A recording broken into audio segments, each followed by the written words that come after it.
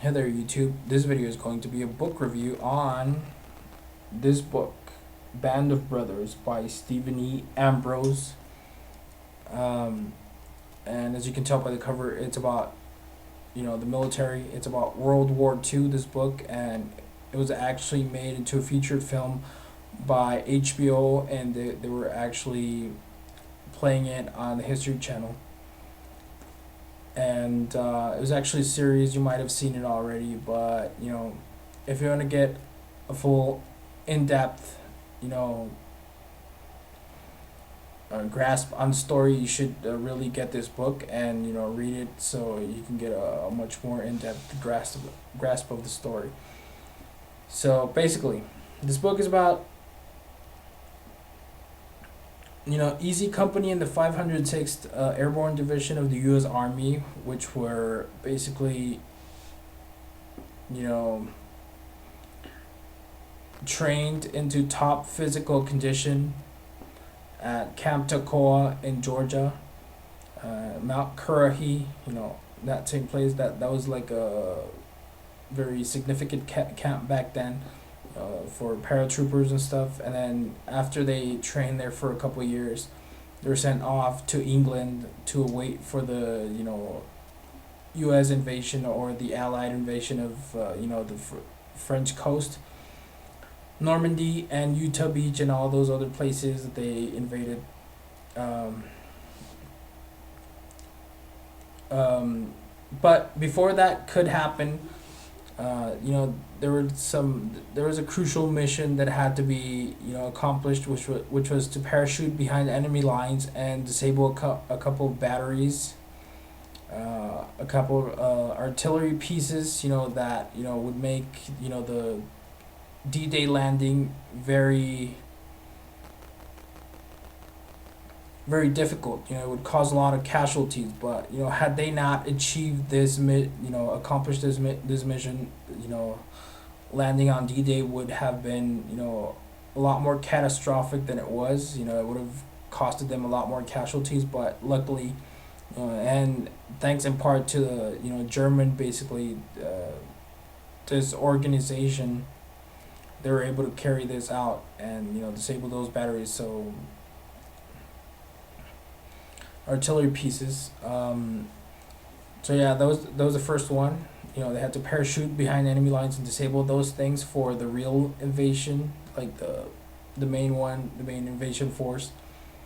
On D-Day, which was Utah Beach in Normandy, and then after that, they once they got their foot into France, they pushed north into Belgium and then into Holland and then east into or northeast into Germany. And that's how basically they won the war and they beat the German army.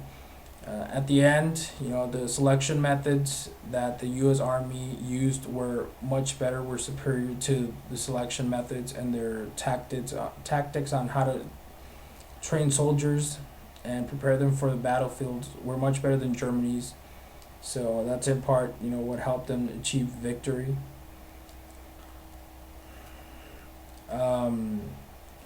The author went around, got in contact with a bunch of veterans who told them their first-hand stories.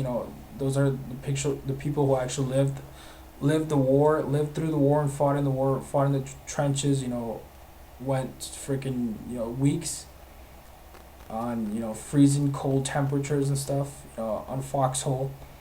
So he got a pretty good idea or account of what really happened at that place.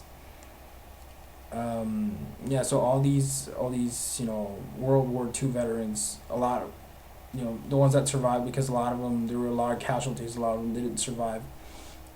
But yeah, the Easy Company and the 506th Airborne were elite groups, which were put up at the front to fight the toughest battles in World War II.